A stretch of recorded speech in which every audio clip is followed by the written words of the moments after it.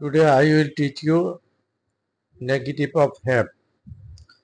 You don't know what is the negative of have, but if you know negative properly, then you will be able to apply negative of have. Have এর নেগেটিভটা apply করতে পারবেন ভালো, but you never think it is very easier. It is very easy. For this reason, don't need to read. Never think এটা কখনো মনে করবেন না যে এটা মানে ইজি, এই জন্য আমাকে পড়তে হবে না।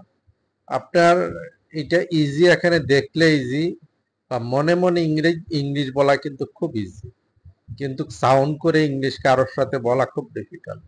এই জিনিসগুলি কিন্তু মনে রাখবেন। আমি যেই কথাগুলি বলি এগুলি আপনাদেরকে শুধু ইন্সপায়ার্ড করতে বলি না, হ্যাঁ, এইটাও একটা শিক্ষা যে আপনাদের যে কোথায় প্রবলেমটা সেটা আমি ফাইন্ড আউট করে দিচ্ছি। ফাইন্ড আউট মানে আপনি যদি মনে মনে ইংলিশে কথা বলেন দেখবেন যে সবকিছুই বলতে পারেন। মনে মনে কিন্তু রাজাও হওয়া যায়, কিন্তু বাস্তবে কিন্তু না। মনে মনে ইংলিশে কথা বলা যায়, কিন্তু বাস্তবে ইংলিশে কথা বলা যায় না। তাই এই জন্য আপনাকে প্রত্যেকটা সেন্টেন্স ইজি মনে হলেও আপনাকে পড়তে হবে। আনটিল স্পিকিং, স্পিকিং না করা পর্যন্ত আপনাকে পড়তে হবে।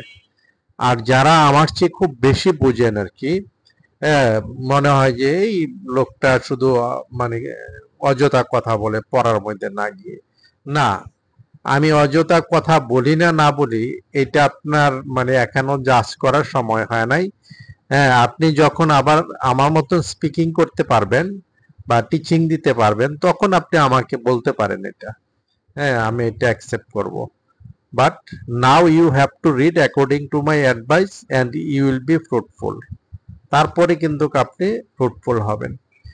আর ইজি ব্যাপারটা আপনি যদি ইজি তখনই হবে যখন বলতে পারবেন, আর ইজি তখন হবে না যখন আপনি দেখলে পারেন, না দেখলে বলতে পারেন না।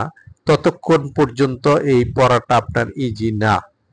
আর আমি বলবো যে ফার্স্ট থেকে লাস্ট পর্যন্ত প্রত্যেকটা সেন্টেন্সকে 10 বার করে, পারলে অন্যান্য পার্সন দিয়ে, সেকেন্ড পার্সন, থার্ড পার্সন দিয়েও আরো কয়েকবার পড়বেন। তখন দেখবেন যে আপনার ফ্লুয়েন্সি হবে এবং বলার এবিলিটি হবে, এটা ব্রেইনে সেফ হবে। পড়ার পরে যেই মানে আপনার সেন্সটা আসবে, হুশটা আসবে, সেইটা হচ্ছে পারফেক্ট, পড়ার আগে নয়। পড়ার আগে যেই হুশটা আসে এটা হচ্ছে সামান্য কিছুক্ষণ থাকবে। আর আমি আপনাদেরকে রিকোয়েস্ট করব যে আমার চ্যানেলটা একটু সাবস্ক্রাইব করবেন, লাইক দিবেন এবং বেল বাটনে ক্লিক করে আপনারা আমার সাথে থাকবেন। প্রত্যেকটা আপডেট আপনারা প্রতিদিন পাবেন। আর কি শিখলে আপনারা ইংরেজিতে কথা বলতে পারবেন তা আমার কথার মধ্যে তা পাচ্ছেন, এবং ভিডিওতে তো পাচ্ছেনই।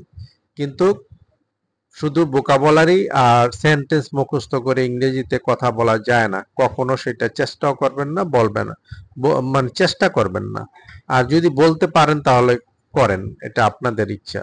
তবে আমার কথা মতে যে আপনারা 2 থেকে 300-র উপরে ভোকাবুলারি মুখস্থ করবেন না, আর কোনো সেন্টেন্স মুখস্থ করে ইংরেজিতে কথা বলার চেষ্টা করবেন না, তাহলে আপনারা ইংলিশে স্পিকিং করতে পারবেন না।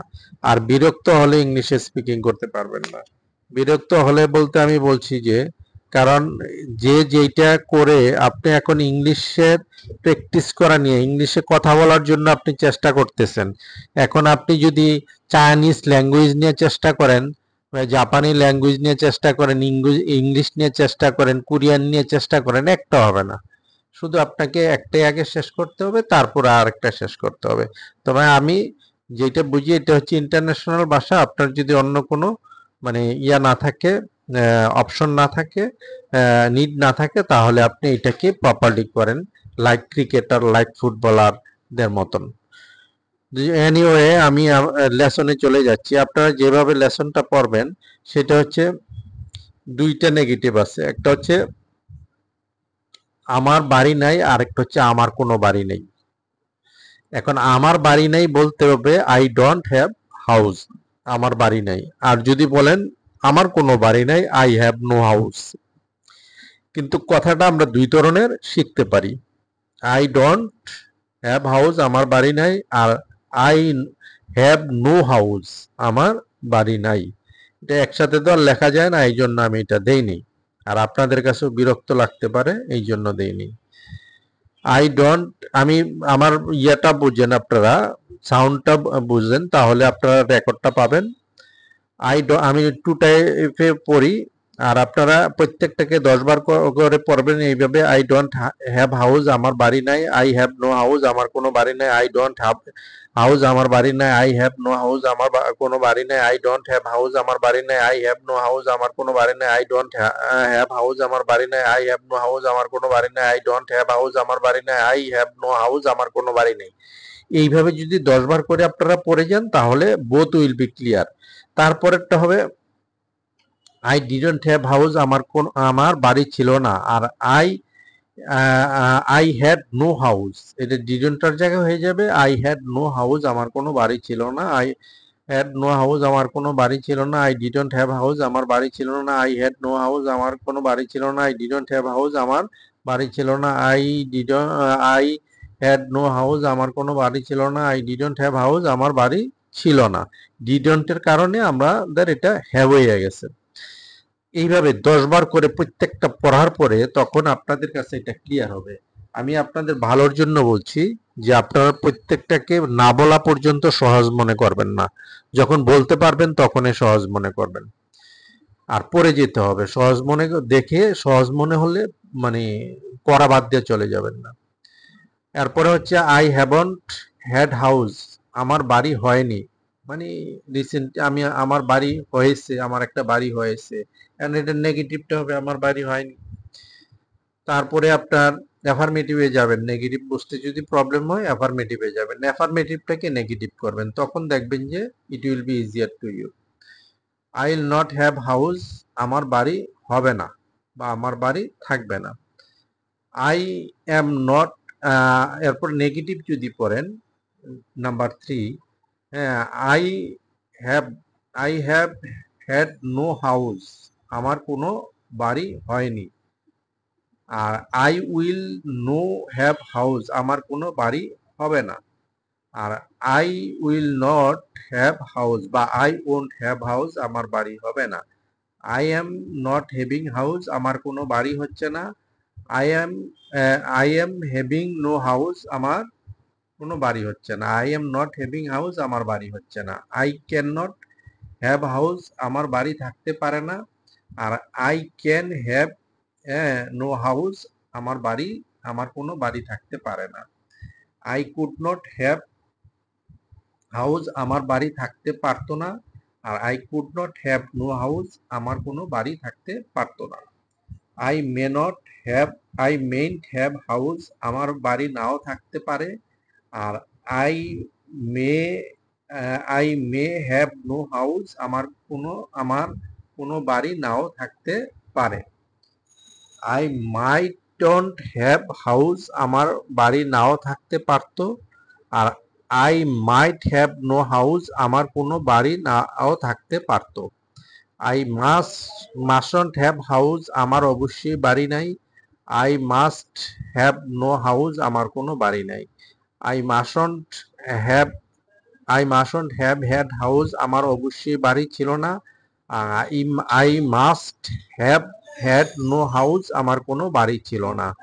I shouldn't have I shouldn't have house, আমার কোনো বাড়ি থাকা উচিত না।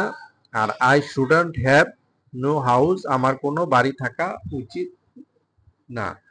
I shouldn't have had house, আমার বাড়ি থাকা উচিত ছিল না। I shouldn't have had no house, আমার কোনো বাড়ি থাকা উচিত ছিল না।